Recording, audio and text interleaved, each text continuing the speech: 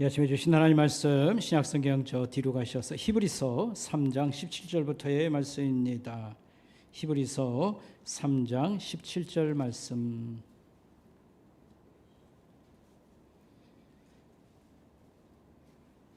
히브리서 3장 17절 말씀입니다. 신약성경 355페이지 참고하시길 바라겠습니다. 또 하나님이 40년 동안 누구에게 노하셨느냐? 그들의 시체가 광야에 엎드러진 범죄한 자들에게가 아니냐? 또 하나님이 누구에게 맹세하사 그의 안식에 들어오지 못하리라 하셨느냐? 곧 순종하지 아니하던 자들에게가 아니냐? 이러보건대 그들이 믿지 아니함으로 능히 들어가지 못한 것이라. 그러므로 우리는 두려워할지니 그의 안식에 들어갈 약속이 남아있을지라도 너희 중에는 혹 이르지 못할 자가 있을까 함이라.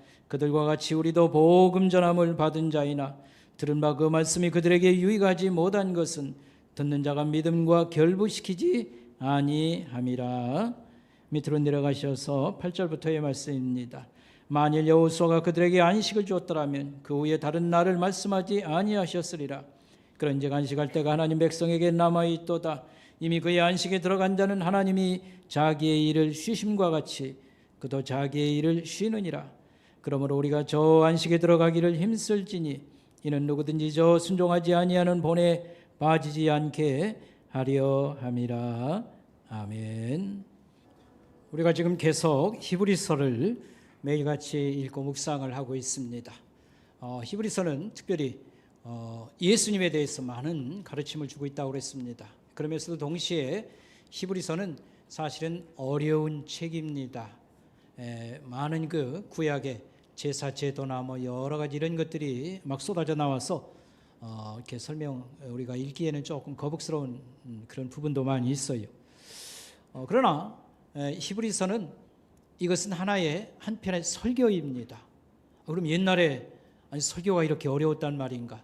그러나 구약 그 성경의 내용들을 충분히 배웠고 익숙한 이스라엘 사람들은 이런 얘기를 쫙 쏟아놓으면요 다 알아들을 수가 있었습니다. 그런데 우리는 제사 제도라든지 많은 이런 얘기들이 지금 하지도 않고 낯설고 왜 이런 얘기를 오늘 이렇게 들려주나, 히브리서는 어렵다 그렇게 생각하지만 바로 그런 것이라고 하는 걸 좀 여러분 이해하면 좋겠습니다.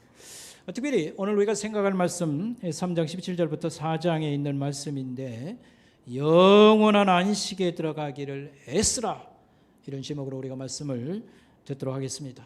히브리서 저자는 특별히 예수 믿는 사람들을 여행을 떠난 여행객으로 설명합니다. 하나님의 성을 향해서 여행하고 있는 순례자들이라. 순례자는 종교적인 목적으로 여행하는 사람들을 말하는 것입니다. 길 떠나는 사람들은 보통 몇 가지 믿음을 갖고 있습니다. 내가 차를 타고 자가용을 가지고 이렇게 어디를 방문한다 할 때에 잘 모르겠으니까 내비게이션이라고 하는 것이 나를 잘 데려다 줄 것이다 라고 믿고, 그 다음에 오늘 만나기로 약속한 사람 일이 잘 되면 아마 좋은 그런 결과가 반드시 있을 것이다, 이런 희망과 믿음, 그 다음에 좀 초행길이지만 잘 다녀올 것이고 저녁에는 피곤하지만 가정으로 돌아와서 가족들과 좋은 시간을 가질 것이다 라고 하는 이런 믿음이 필요한 것입니다. 특별히 하나님의 본향, 하나님의 성을 향해서 여행하고 있는 우리 예수 믿는 사람들은 두 가지 믿음이 요구된다, 이렇게 말할 수 있겠습니다. 그 목적지가 어딘가에 대해서 정확히 아는 것이 중요하고, 그 다음에 이곳을 향해서 인생을 걸고 여행을 떠난 예수 믿는 사람들, 하나님이 바로 이 목적을 주었고 동기를 주었고 우리를 또 안내하시고 보호하신다. 끝까지 하나님이 우리를 인도하시고 보호하신다는 믿음이 필요합니다. 여러분, 우리가 애용하는 시편 23편의 시는 이와 같습니다. 하나님을 목동으로, 자신을 양으로 비유하면서 하나님은 나를 푸른 풀밭, 좋은 물가에 데려다 주시고 배불리 또는 쉼을 누리게 할 것이다. 죽음의 공포가 있는 골짜기를 지나가도 내가 겁내지 않는 것은 목자가 나를 끝까지 보호해 줄 것이다. 맨 마지막에는 나는 반드시 하나님 집에 도착해서 영원히 함께 살 것입니다. 이렇게 말했습니다. 그래서 목적지를 향해서 하나님이 인도해 주시고 보호해 주신다. 이런 믿음이 요구되는 것입니다. 오늘 첫 번째 생각할 것은요, 구약 시대의 신자들과 우리들을 오늘 성경이 비교하고 있습니다. 구약 시대, 신약 시대는 예수님을 중심으로 해서 나누는 것입니다. 그래서 예수님 오시기 이전에도 하나님을 믿는 사람들이 있었습니다. 보통 아브라함의 자손들, 후예들이라고 하는 이스라엘 사람이라고 하는 사람들입니다. 신약 성경, 예수님이 오신 뒤에 이제 만들어진 신약 성경의 사람들, 가령 예수님의 제자들이 쓴 그 책의 저자들은 예수 믿는 사람들의 정체성이나 신앙 권면을 줄 때에 구약 성도들의 여행이라든지 삶을 자꾸 이렇게 비교를 하면서 우리에게 설명합니다. 그 사람들이 이렇게 잘했다, 이렇게 잘못했으니까 우린 이렇게 돼서는 안 됩니다. 이런 말을 하고 있습니다. 그래서 예를 들면 예수 믿는 사람이 처음에 예수 믿을 때 세례를 받습니다. 이 세례 받은 것을 이스라엘 사람들은 애굽 고대 왕국 중에 가장 큰 제국이 이집트 왕국이었습니다. 애굽에서 처음에는 이민 갔다가 점점점 숫자가 많이 늘어나니까 노예로 취급을 당해서 가진 학대를 당하다 해방을 하나님의 도움으로 받거든요. 그래서 출애굽이라, 애굽에서 풀려났다. 출애굽 사건과 그들이 하나님의 약속의 땅으로 여행을 떠나는데 하여튼 사연이 많아서 40년 걸렸습니다. 그래서 그 얘기를 계속 간혹 이렇게 끄집어내요. 그래서 우리는 지금 광야 생활 지나가는 옛사람들과 같습니다. 뭐 이런 얘기를 합니다. 그래서 우리가 세례받은 것은 이스라엘 사람들이 홍해바다를 잘 기적적으로 통과한 거, 물속을 기적적으로 통과한 거, 여기다가 비교를 하고요. 우리가 예수 믿고 성찬식을 거행합니다. 예수님이 주신 특별한 의미의 떡과 잔을 먹고 마시는데, 이것은 광야를 지날 때 이스라엘 사람들이 하나님이 기적의 떡가루 만나라는 것을 먹었고, 그 다음에 기적의 어떤 물을 마셨는데 이것에다 비교를 하고요. 그 다음에 우리가 어디에 도착할 것이냐? 우리가 보통 천당 간다고 그러죠. 이것을 구약 성경에는 하나님이 약속한 땅 어디라고 얘기하죠? 가나안 땅에다가 비교를 합니다. 그리고 광야의 지도자는 누구였습니까? 모세. 그러나 이스라엘 백성들을 마지막에 이 약속의 땅 가나안으로 데리고 들어간 사람은 누구죠? 여호수아. 우리를 천국까지 마지막까지 도착하게 하실 분은 누굴까요? 예수. 이름이 똑같아요. 여호수아는 히브리 말이고요. 그리스 말로 헬라어로 말하면 예수요. 예수. 그래서 어쩜 이렇게 일치가 되냐? 일치기는 뭐 구약 성도들도 하나님이 인도하시고 신약 성도들도 우리 하나님이 그의 성령님을 통해서 인도하시니까 똑같은 거지요. 이런 일치가 있습니다. 오늘 생각할 것은 뭐냐면 이스라엘 백성들이 40년 광야 여행, 광야 생활을 했는데 좋은 반응을 가진 게 아니에요. 하나님 따라가면서도요. 그래서 반역과 반대로 나가고 거역하고 욕처거리를 내뱉고 하나님이 우리를 죽이려고 한다. 이 반역과 불신앙과 불순종의 결과로 불행하게도 그 이집트에서 나왔던 1세대 사람들은 다 광야에서 죽습니다. 왜 그런지 이따 설명이 나올 겁니다. 광야에서 죽고 약속의 땅에 그 아들들, 자식들을 2세대가 들어가도록 했습니다. 중간에 사건이 있었지요. 광야에서 죽고 맙니다.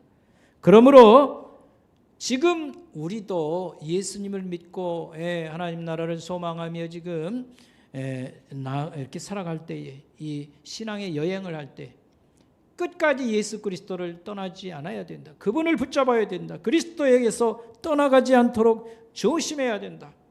오늘 말씀의 핵심은 바로 이것입니다. 성경을 다시 한번 보겠습니다. 아까 읽었습니다만, 자 18절 말씀, 하나님이 누구에게 맹세하사 그의 안식에 들어오지 못하리라 하셨느냐? 순종치 아니하던 자들이 아니냐? 19절, 그들이 믿지 아니함으로 능히 들어가지 못한 것이라. 4장 1절. 그러므로 우리는 두려워할지니 그의 안식에 들어갈 약속이 남아 있을지라도 너희 중에서 이르지 못할 자가 있을까 함이라. 이렇게 말을 하고 있습니다. 이스라엘 백성들의 실패의 이유는 무엇일까? 이렇게 묻는다고 하면 두 가지라고 말할 수 있습니다. 불신앙입니다. 불신앙. 하나님이 그들을 안내하고 인도하고 필요한 걸 공급하는데 계속 의심하는 겁니다. 여기까지 들여다 놓고 우리 굶겨 죽이는 거 아닌가? 이 물이 지금 필요한데 왜 물이 안 나오냐? 뭐 이런 식으로 반응을 하는 겁니다. 그래서 그들은 낮에는 구름, 낮이 아니라 밤낮으로요. 주로 구름이 이렇게 그 광야는 사막이라고 생각하면 됩니다. 사막하고 똑같은 건 아니에요. 거기 뭐 산도 있는데 돌산이고요.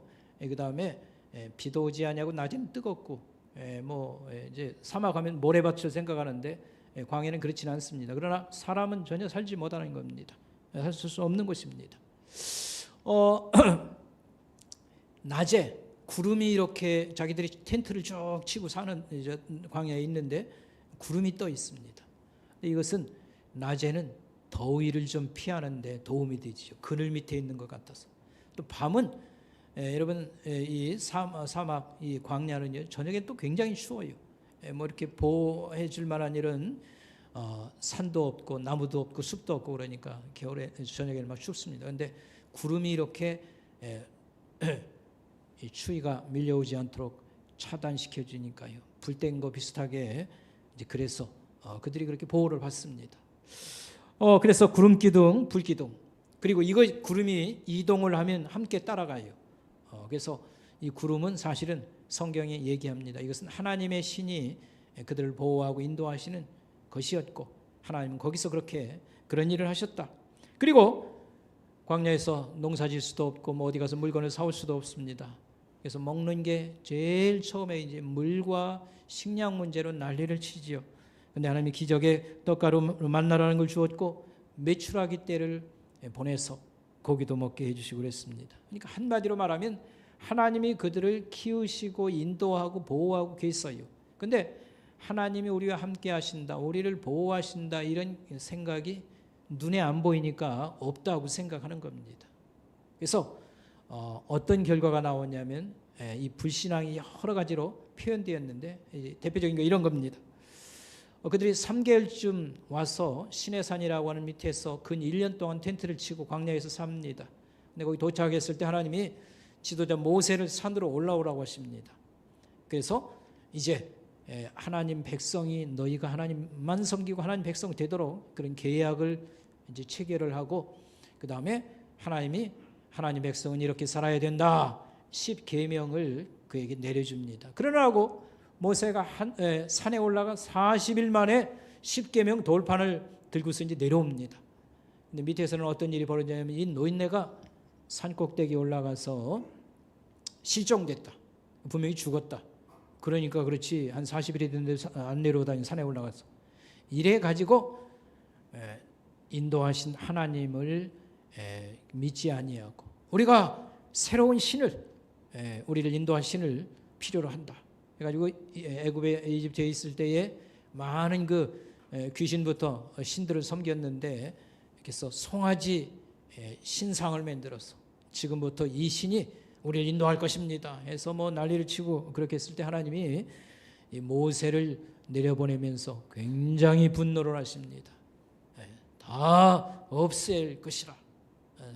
이렇게 하나님을 인도하시고 보호하시고 공급하시는 살아계신 하나님을 눈에 안 뵌다고 해서 거절하고 안 믿는 이 불신앙 이런 것이 있습니다.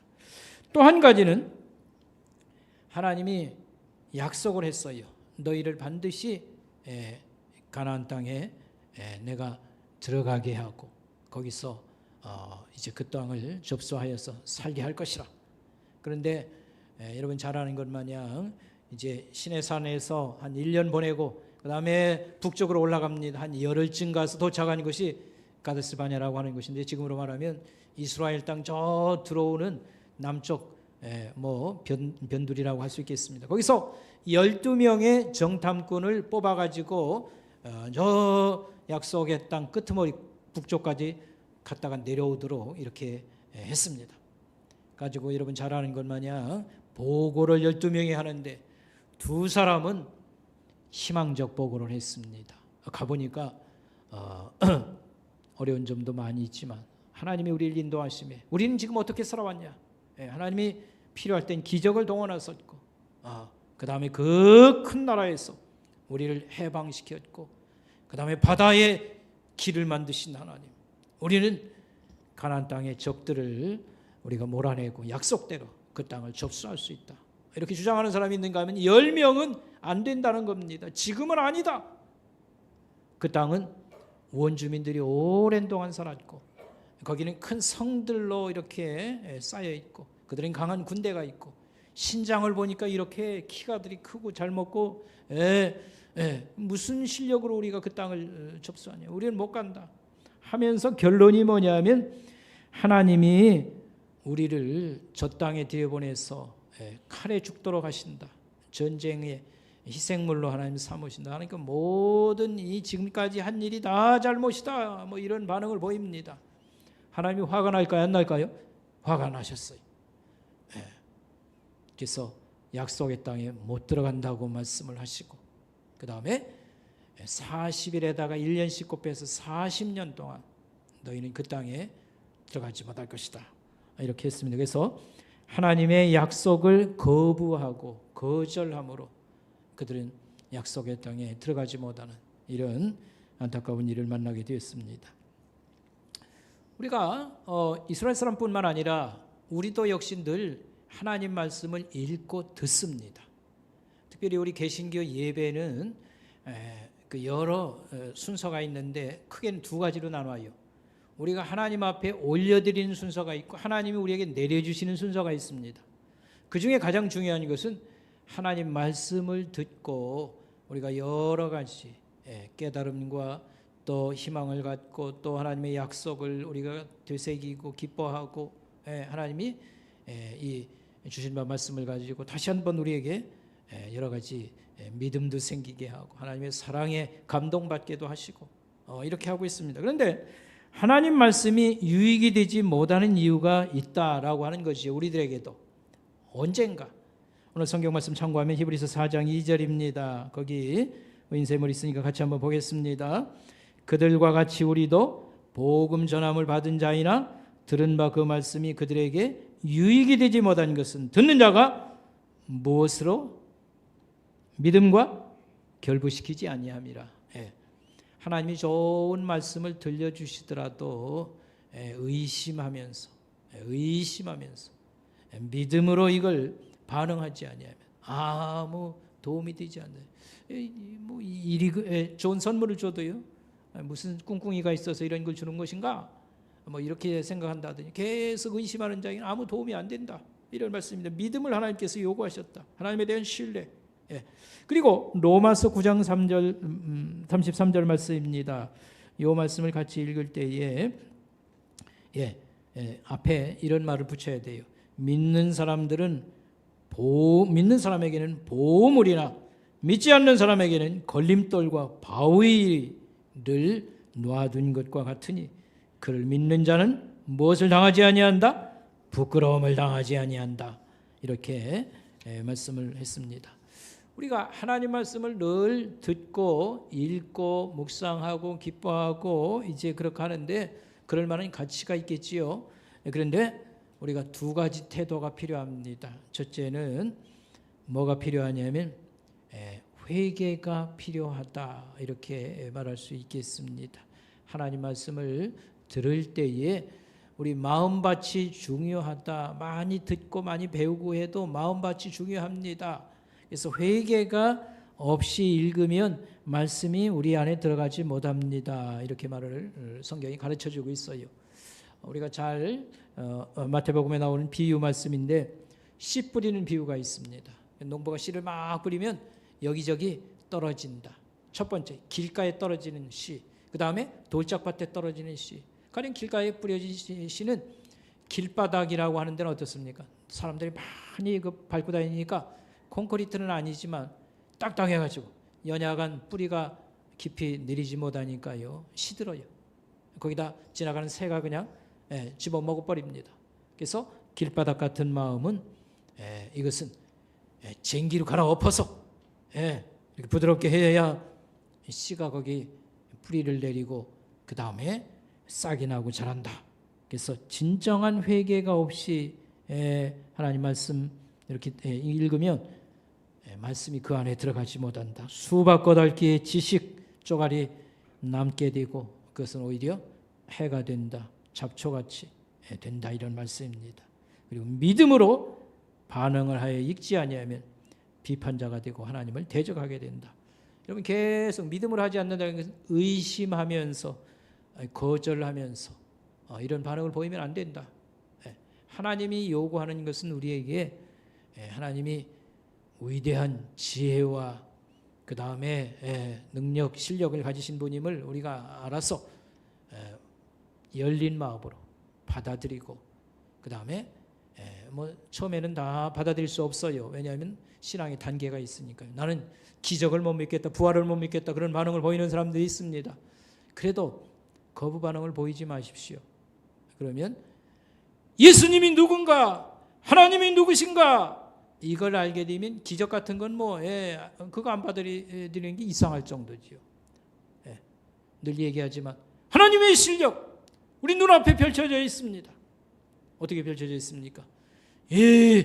우리 눈에 이 지구 땅덩어리를 하나님은 얼마나 잘 만드셨는가.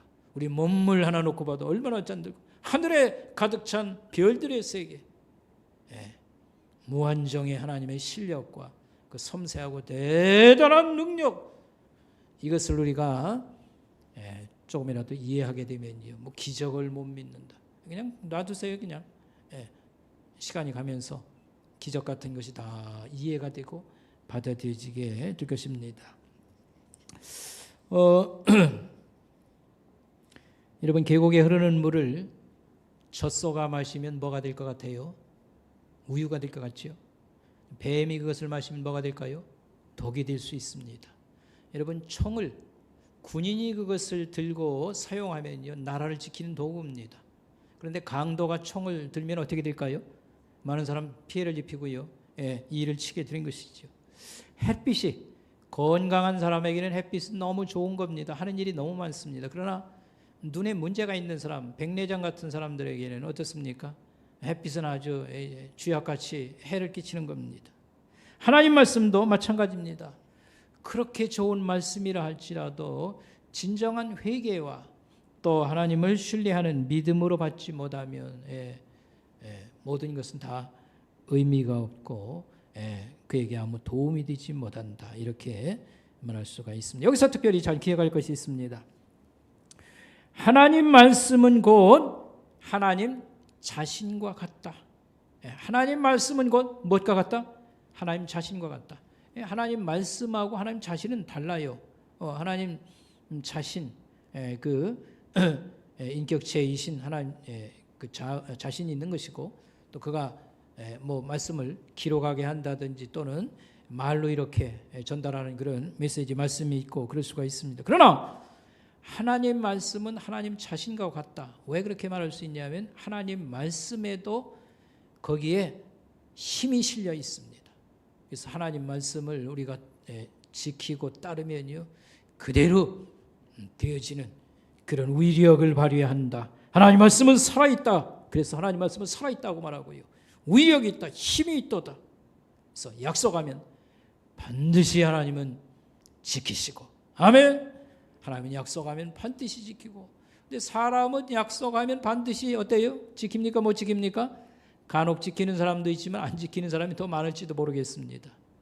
요즘은 결혼식장 얼마나 뭐 사랑한다고 그러고요, 난리들을 치지요. 창피한 일도 모르고 결혼식장에서 뽀뽀를 하고 요즘은 그러죠. 근데 뭐 이렇게 이혼이 많은지 참 이루 말할 수가 없습니다. 하나님 말씀은 하나님 자신과 같습니다. 하나님 말씀은 거기 힘이 실려 있고 약속과 모든 것은 변치 않고 시간이 많이 거들려도 반드시 이루어지고, 그렇습니다. 그래서 오늘 이 히브리서가 이런 말을 하고 있어요. 그러면 이 하나님이 약속이 뭐냐면 우리에게 안식을 주신다고 하는 것입니다. 이제 안식이 뭔지에 대해서 이제 말씀을 더 풍성히 생각하겠습니다. 하나님이 우리에게 약속한 것 중에 큰 약속이 우리에게 안식을 주시도다라고 하는 말씀입니다. 안식을 주시도다. 근데 예수 믿는 사람들이 하나님의 안식에 들어갈 약속을 받았으나 이걸 믿지 아니하거나 불순종하면 하나님의 안식에 들어가지 못하도다, 이런 말씀이 되겠습니다. 특별히 여러분 여기 4장을 읽어보면요, 히브리서 4장을 읽어보면 다 하나님의 안식에 대한 그런 약속이요, 그런 말씀입니다. 그런데 12절 13절은 전혀 다른 얘기가 여기 나와요. 하나님 말씀은 살아있고, 여러분 보세요. 하나님 말씀은 살아있고 활력이 있어서 좌우의 낯선 검보다도 예리하여 영과 관절과 골수를 찔러 쪼개기까지 하고 사람의 마음과 생각을 판단하느니, 뭐 안식 얘기 그 11절까지 하나님의 안식 얘기를 계속 하다가 무슨 말씀 얘기를 또 이렇게 하는가? 이 사람이 설교를 하다가 무슨 딴 생각을 하는가? 그 뜻이 아닙니다. 이것은 관계없는 얘기에 관계가 있어요. 하나님의 약속의 말씀이 거부하고 무시하고 짓밟는 자에게는 심판으로 나타나도다. 결론이 그거다, 이런 뜻입니다. 말씀의 요점은 이것입니다. 그래서 우리는 불신앙과 불순종을 피해야 합니다. 이 말씀은 그를 거절하고 모욕하는 자들에게는 심판으로 나타나게 될 것입니다. 이런 말씀이 되겠습니다.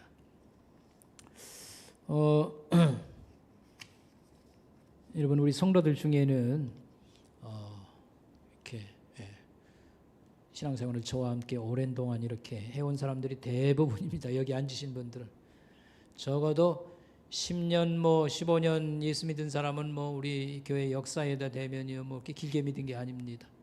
우리는 지금 교회가 시작되어서 38년이 됐으니까 참 저도 오랫동안 여러분들과 함께 했습니다. 근데 이제 우리 성도들 중에는 좀 신앙생활을 목사가 지켜보면서 불안한 사람들이 있습니다. 뭐가 불안한가 하면 한 달에 한 번쯤 예배드리러 나오는 사람도 있고 1년에 몇 번 예배드리러 나온 사람도 있고 잠시 쉬고 있는 사람도 있습니다. 힘들면 잠깐 쉬었다가 또 나오면 되는 거지. 그러나 여러분 그렇게 낙관할 것이 아닙니다. 오늘 경고의 말씀을 가지고 두려움을 가져야 된다고 생각합니다. 우리 특별히 가족들 중에 우리 자녀들이라든지 젊은 날에 방황하고 신앙생활 열심히 할 때 여러분 이걸 지가 알아서 또 때가 되면 믿겠지 내가 기도하니까 언제는 잘 믿을 거야. 낙관적으로 생각하지 말길 바라겠습니다. 이제 유임승 권사님이 아들이 예수를 잘 안 믿는, 결혼해서도 잘 안 믿고 그랬는데 너무 기뻐해요. 아들이 교회를 가겠다고 한다고 그래요. 그래서 저 남영주 얘가 사는데 오늘 아마 아들 데리고 지금 교회 갔을 거예요. 교회 결혼해서 사는데. 그래서 여러분 우리 자녀들의 신앙생활 소극적으로 하거나 안 믿고 이런 것을 있지 않습니까? 지 신앙 지가 알아서 하겠지. 그리고 내가 기도하니까 너 잘 믿게 될 거야. 이게 너무 약관으로 생각하면 안 됩니다. 왜냐하면요, 인간은 세월이 흐른다고 좋아지질 않습니다. 나쁜 쪽으로 가면 가지. 그 다음에 인간 세상도 역시 마찬가지입니다. 점점점 비신앙, 불신앙 내지는 여러분 비인간화, 사람이 사람 같지 않아요. 윤리도덕 없는 건 말할 것도 없거니와 있지 않습니까? 부끄러움도 모르고 인간이 점점점 악해진다, 이렇게 볼 수 있습니다. 그래서 우리 자녀들이나 우리 가족들, 우리 성도들의 신앙생활 소홀히 하는 것을 우리가 결코 가볍게 여겨서는 안 돼요. 오늘 경고의 말씀을 반드시 기억을 해야 됩니다. 우리는 간혹 막연한 희망이나 낙관론을 빌 때가 있습니다. 지금은 입학 시즌인데 입시 대학 들어가기 위한 입학 시즌인데 가령 대학 수능 시험을 봤는데 성적이 별로 좋게 안 나왔습니다. 어느 학교에 원서를 지원해서 집어넣습니다. 사실은 이 커트라인이라고 해서 자르는 그 경계선에 놓여 있는데도 불구하고 본인은 잘 될 거야 이렇게 희망을 갖고 가지는 것은 중요합니다만 실제 이 점수 1.2점에 수십 명이 걸려 있는데 낙관론을 피고 이렇게만 해서는 우리가 안심할 수 없습니다. 낙관론을 피면 떨어질 가능성이 더 많은 것이지요. 어리석다 이렇게 표현할 수도 있습니다. 우리는 간혹 이런 얘기를 합니다. 예수님이 돌아가실 때에 양쪽에 강도가 매달려 있었는데 한 강도는 평생 강도짓 했는지도 모르겠습니다. 예수님에게 내가 잘못했습니다. 나 좀 부탁합니다. 했더니 예수님이 그를 데리고 천국 간다고 약속을 해주셨습니다. 이 말씀 기억하면서 내가 지금은 그저 예수 안 믿더라도 나중에는 한번 잘 믿을 거야. 죽을 때 보자는 식으로요. 우리 아버지 죽을 때는 예수 믿게 될 거야. 우리 어머니 죽을 때는 예수 믿게 될 거야. 그런 사람은요 고집이 세서요 죽을 때도 그냥 내 식대로 살다가 갈란다.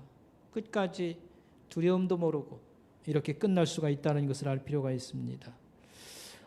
오늘 성경은 광야 이스라엘 백성 1세대들 중에 여호수아와 갈렙 두 사람 제치고는 다 광야에 하나님은 죽게 하고 그들이 거절해요. 하나님 나 죽이려고 우리 거기 데리고 갑니까? 거기 원주민들이요 경제적으로나 군사적으로나 모든 면에서 우린 당해낼 수가 없습니다. 그러면서 하나님 따르기를 거절해요. 그러니까 하나님께서 갈 수 없다. 내 안식에는 들어오지 못한다. 이렇게 말씀을 하셨습니다. 여러분 마지막으로 우리 생각할 게 안식이라고 하는 것입니다. 안식이라고 하는 것. 안식의 종류에는 여러 가지가 있습니다. 우리가 쓰는 여러 용어나 성경을 표현하면 육신의 안식이 있습니다. 육신의 안식. 휴가라고 하는 게 육신의 안식입니다. 휴가, 쉰다는 쉴휴에다가 가라는 것은 틈새라는 뜻입니다. 잠깐 쉬는 거예요. 여러분 직장 생활하고 너무 이렇게 힘든 생활의 반복 가운데에서 휴가를 좀 맡았다 할 때 얼마나 기분이 좋습니까? 그렇죠? 그래가지고 일상생활에 좀 벗어나야 된다. 집을 좀 떠나서 어디 가서 한 2박 3일이라도 고향에 내려가든지 물가에를 가든지 가족들을 또 데리고 가고 해서 못 먹던 것도 먹고 그냥 휴가하면 너무 기분이 좋고 여러분 그렇죠? 이번에 우리 은퇴자들 중심으로 제주도 여행을 갔는데 우리 여행사를 통해서 단체 여행을 갔습니다. 그래서 이제 11월 끄트머리라 놨어요. 날씨라든지 여러 가지 걱정이 사실 좀 있었어요. 그러나 생각보다 모든 게 좋았습니다. 숙소와 음식 기대보다 좀 더 좋았다 이렇게 말할 수 있고요. 물론 여기 앉아가지고 그건 아니었는데 그렇게 생각할지도 모르겠습니다. 제가 보니까 다 만족스러워했고요. 구경 이 프로그램도요 굉장히 주로 이제 노예 목사님들하고 최근에도 연년이 한 2번 연달아 가기도 했습니다만 겹치지 않고요. 너무 프로그램도 괜찮았고 하나님이 날씨 선물 11월 끄트머리가 얼마나 날씨가 안 좋습니까? 그런데도 우리는 계속 화창했고 별로 춥지도 않고 중요한 것은 함께한 사람들이 너무 좋았다 이렇게 말할 수 있겠습니다. 12명이 갔는데 6명은 선목교에 출발할 때 그때 거기 같이 했던 사람들입니다. 이들은 저하고도 38년 동안 일주일에 몇 번씩? 한 번씩만 계산해도요 38년을 일주일에 한 번씩 만났으니까 일가 친척보다 더 가깝지 그렇죠? 더 중요한 것은 우리가 함께 어디로 간다? 천국 하나님의 안식에 들어간다. 너무너무 반가운 거죠. 그래서 내용이 좋았어요. 오늘 여기 앉아 있는 사람도 마찬가지입니다. 여러분들은 대부분 다 이제 믿은 지 얼마 안 되시는 분은 오히려 적습니다. 적어도 10년부터 20년 사이 다 들어가 있고요. 20년부터 지금 30년, 38년에도 굉장히 지금 많이 있어서 이렇게 반가울 수가 없습니다. 주일날 이들이 하나님 앞에 모인다고 하는 것은 너무너무 반가운 일입니다. 아멘. 자, 여기서 안식이라는 말을 계속 쓸 때 이것은 영원한 안식이라는 뜻입니다. 하나님이 준비한 안식이라는 뜻입니다. 예, 안식. 이 안식일의 예표, 안식일을 상징하거나 성경에서 축소판으로 보여주는 축소판, 안식의 축소판이란 말인데 거기에는 안식일이 있어요. 우리 이제 신약 성도들은 주일이라고 부르는 날이 있습니다. 그 다음에 가나안 땅이 안식일의 축소판이고요. 안식의 축소판이고 하나님의 안식의 축소판이고 그 다음에 신자는 죽음이 안식으로 들어가는 문입니다. 너무너무 중요한 의미가 있도다. 죽음은 비참한 게 아닙니다. 우리 그리스도인들에게서는 정말로 희망의 날이고 사모할 날이 죽음이다. 이렇게 말할 수가 있습니다. 여러분 여기서 안식일, 이 주일 지키는 거에 대해서 우리가 좀 더 생각하면 좋겠습니다. 사실 이것은 따로 한번 설교를 제가 준비해서 전해야 된다고 생각을 하고요. 다음번에 그렇게 하겠습니다만 제가 설교할 때 안식일, 이 주일은 어떤 의미가 있냐면 하나님의 창조를 기념하고 구원을 우리가 기뻐하고 기념하고요. 또 한 가지는 영원한 하나님이 준비한 안식을 바라보는 날, 사모하고 기다리는 날. 그러니까 이날 우리가 모여서 이렇게 예배하고 하는 것은요, 영원한 하나님이 준비한 안식을 여기서 예행 연습하고 사모하고 기다리는 날. 그래서 감사와 찬양으로 하나님은 예배하고 그렇게 해야 된다. 이렇게 말할 수가 있겠습니다. 여러분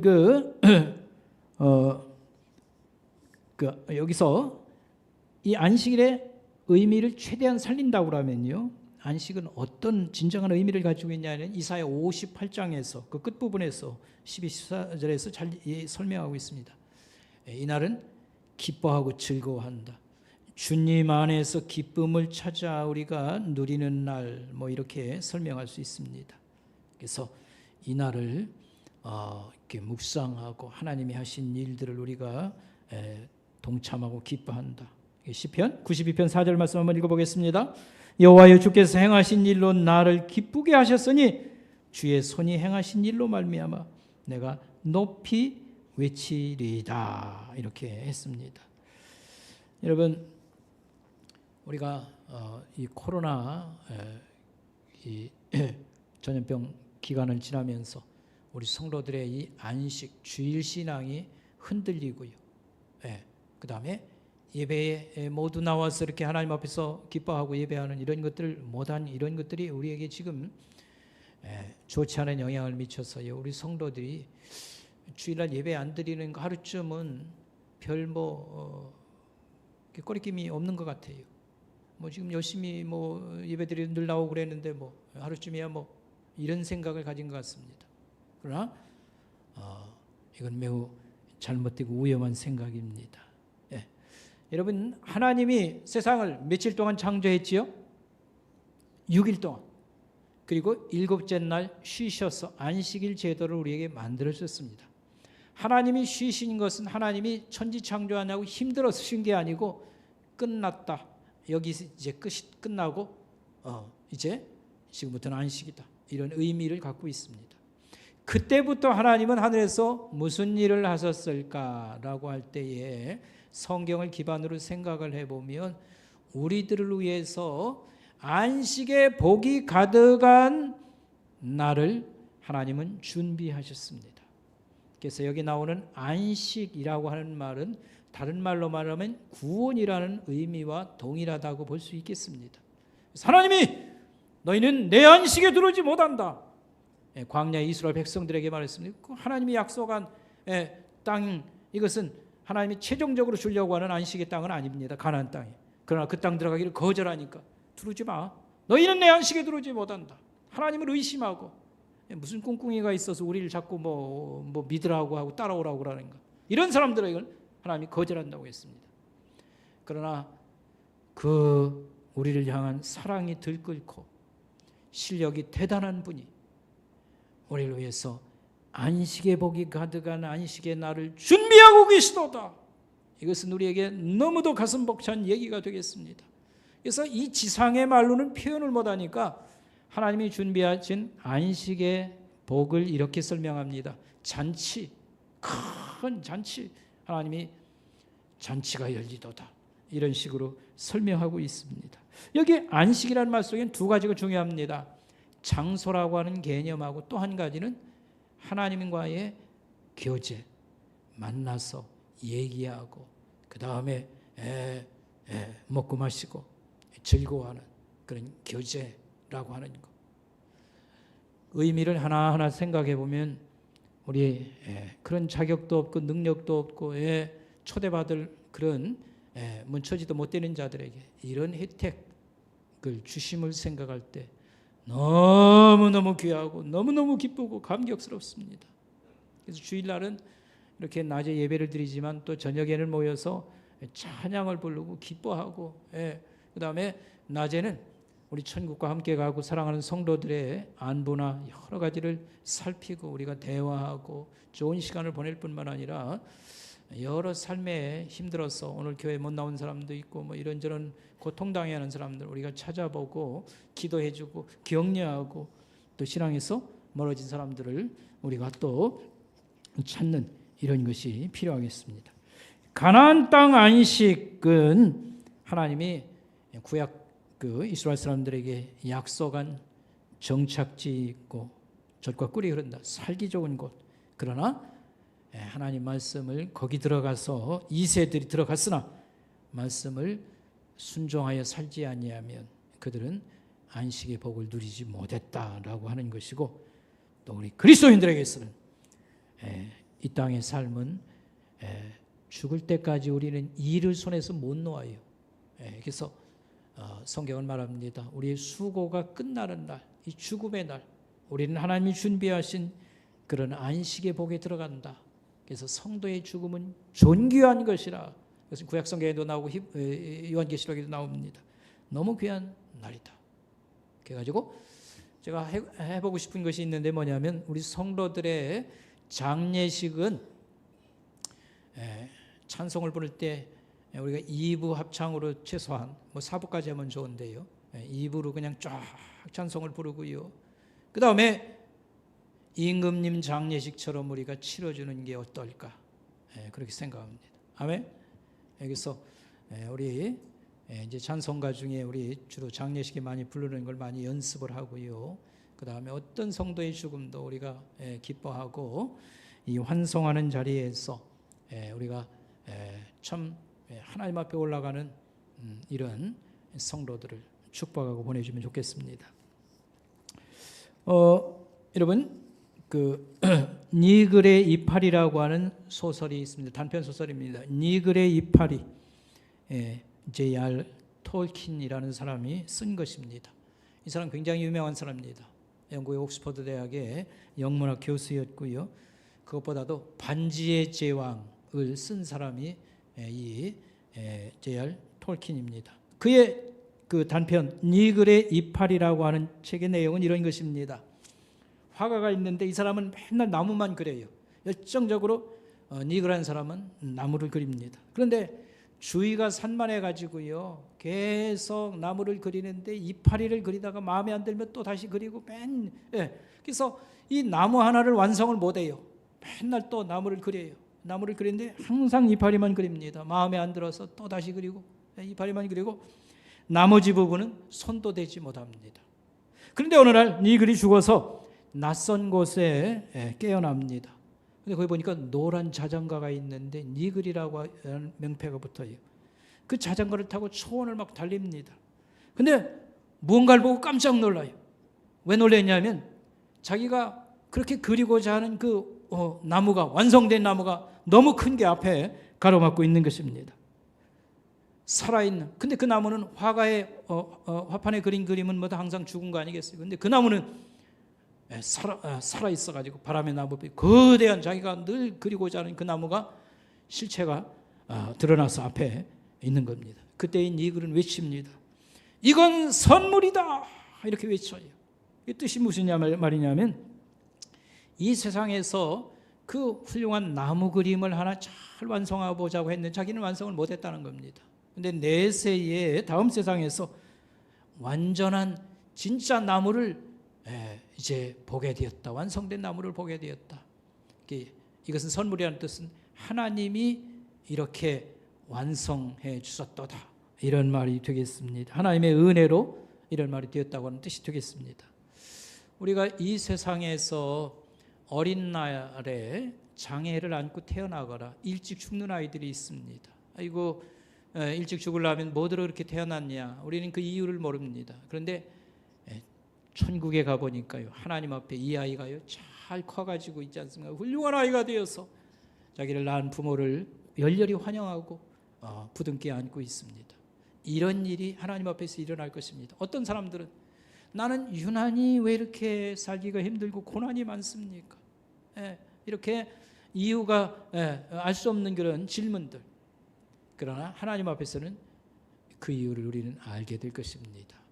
네가 그렇게 위대하고 큰 사람은 아니었지만 고난을 이기고 그래도 끝까지 하나님을 섬기고 따라왔고, 자식들과 부모를 끝까지 버리지 않고 공경했고, 너는 정말 이런 면에서 칭찬이 많은 사람이야. 하나님께서 또 우리를 이런 면에서 알아주시고 축복하고, 그래서 다양한 사람들이 슬픔의 보상을 받고 그 원망과 한이 풀어지고요, 그 다음에 기쁨이 가득한 곳, 영원히 이런 얘기들을 통해서 우리가 감격과 감동을 받는 그런 안식의 땅, 우린 이것이 우리의 목적지입니다. 아멘. 기도하겠습니다. 하나님 아버지, 감사합니다.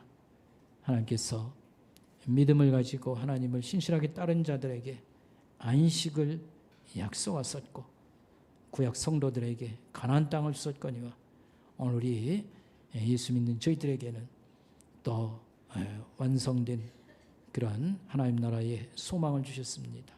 어려움이 많은 현실들, 그러나 하나님, 우리가 이런저런 모양으로 하나님에게서 멀어지지 않게 하옵시고, 또 이렇게 성탄절을 앞에 놓고 신앙이 많이 하나님 또 뜨거워지고 또 기쁨이 가득 찬 신앙 회복을 우리에게 주시길 원합니다. 감사를 드리오며 예수님의 이름으로 간절히 기도드리옵나이다. 아멘. 준비하신 봉호님을 하나님께 올리면서 우리가 찬양을 하나님께 영상으로 올려드리고요, 그리고 봉호님을 하나님께 드리도록 하겠습니다.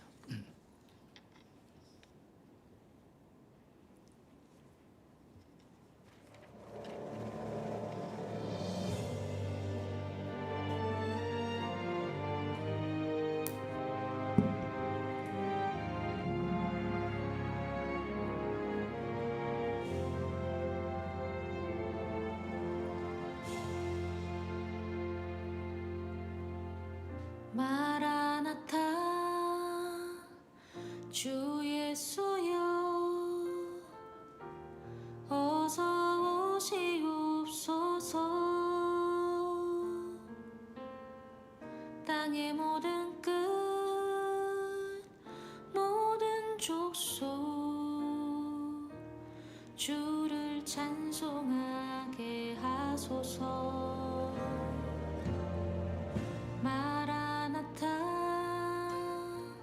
주 예수여 어서 오시옵소서.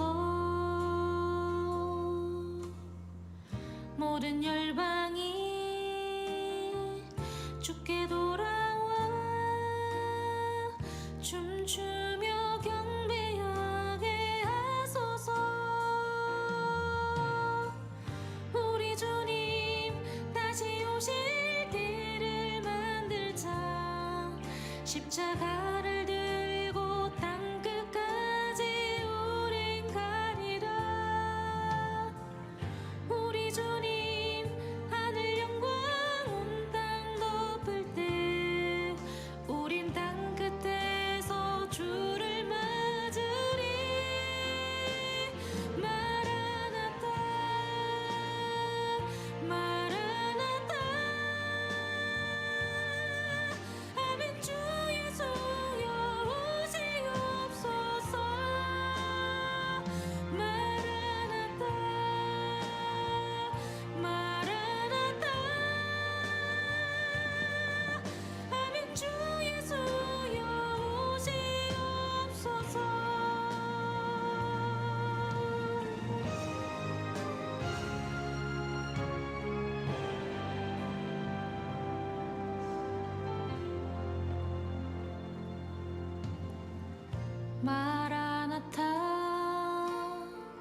주 예수여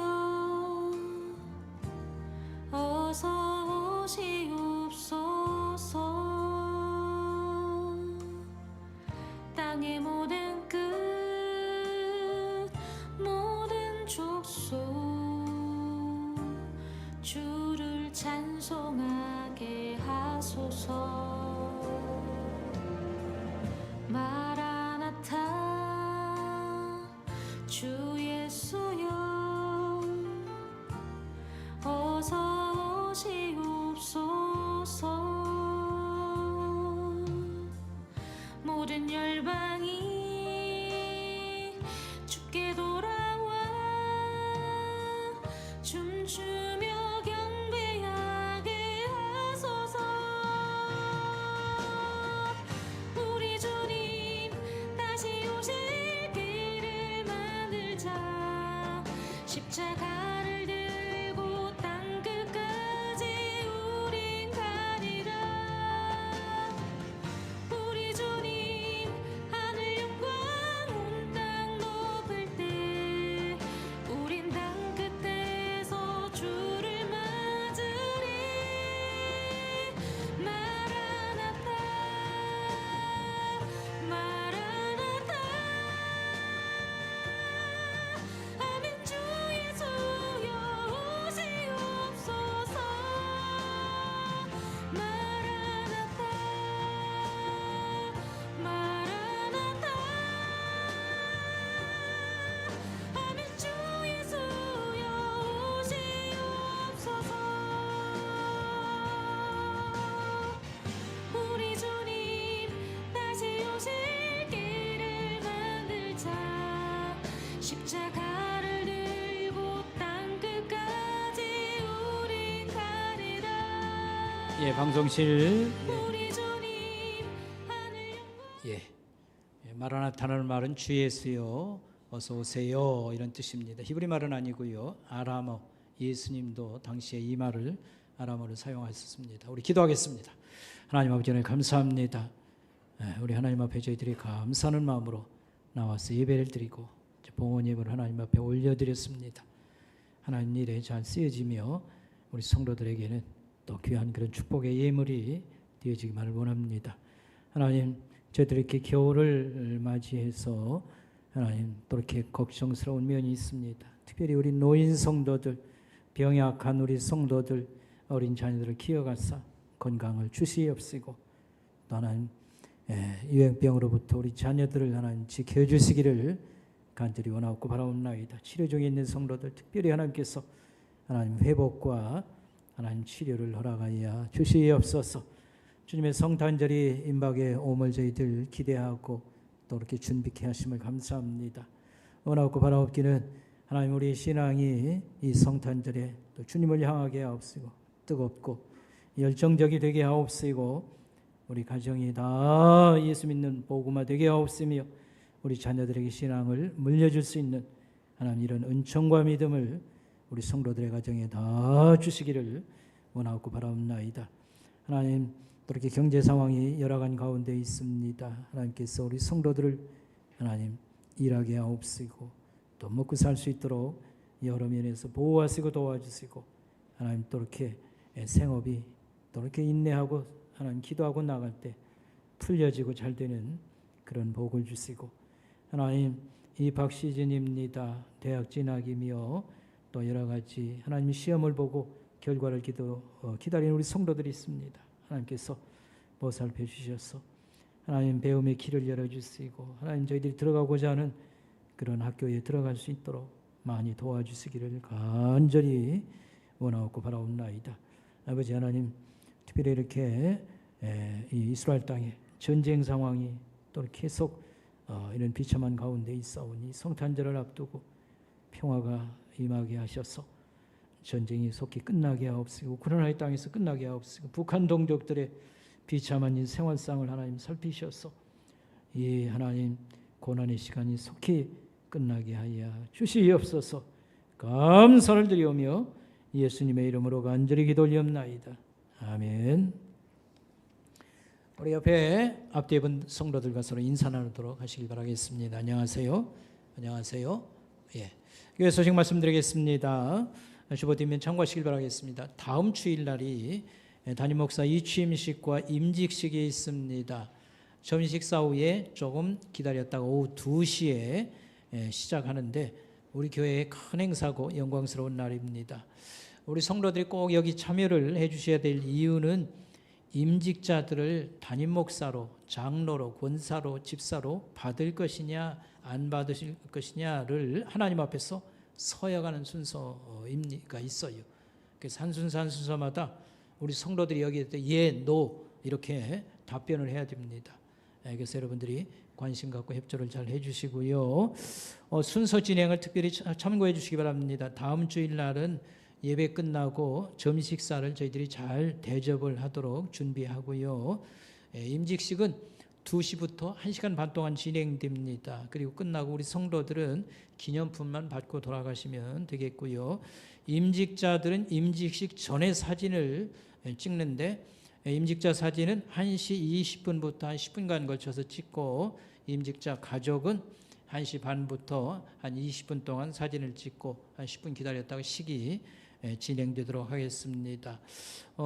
그리고 이렇게 초청해서 오신 손님들은 우리 이제 교회로 오신 손님들은 식당으로 모시고 가서 식사 대접을 하고 여러분들 임직자들은 또 그 가족들은 본인들이 모시고 대접을 가서 하도록 그렇게 했습니다. 여러분 우리 다니엘 기도나 여러분 계속 우리 기도의 동기가 많이 이렇게 주어져서 기도를 좀 어떻게 잘해야 되겠다 하는 분들 많이 있는 줄 압니다. 기도 노트라고 하는 걸 제가 이렇게 찾아서 우리 성도들에게 나눠 주는데 여러분이 1,000원씩 내면 됩니다.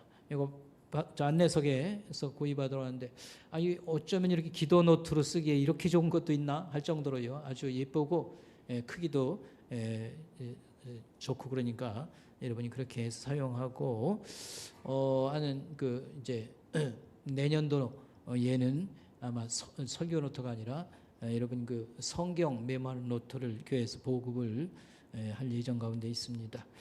오늘 그 모임이 있으면 기억을 해주시고 저녁에 재직의 모임은 중요한 성격의 모임이니까 많이 우리 재직들은 참석을 해주시기 바라고요. 우리 승합차 헌금을 우리 성도들이 많이 참여를 또 해주셨는데 아직 예산에는 좀 미흡해요. 그래서 빨리 이걸 계약을 해야 되는데 좀 여러분들이 관심을 좀 많이 좀 더 보여주시면 좋겠다 하고 안내석에서 약정서 참고해 주시기 바라겠습니다. 우리 405장 찬송하겠습니다.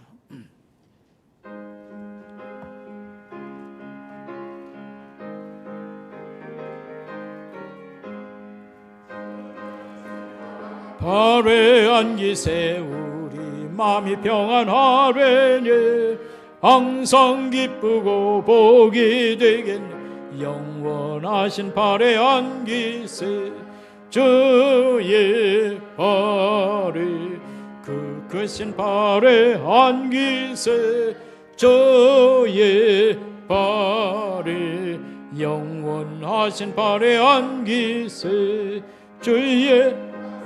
주의 사랑이 두루 광명하게 비치고 전성 가는 길 편히 가리니 영원하신 발에 안기세 주의 발에 그 크신 발에 안기세 주의 발에 영원하신 발에 안기세 주의 보좌로 나갈 때 기뻐 찬미 소리 외치고 겁과 두려움 없어지리니 영원하신 발에 안기세 주의 발에 그 크신 발에 안기세 주의 발에 영원하신 발에 안기세.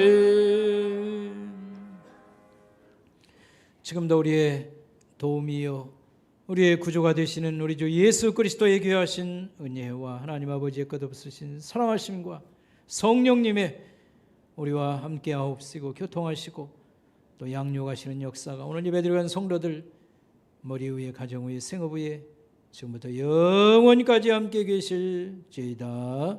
아멘.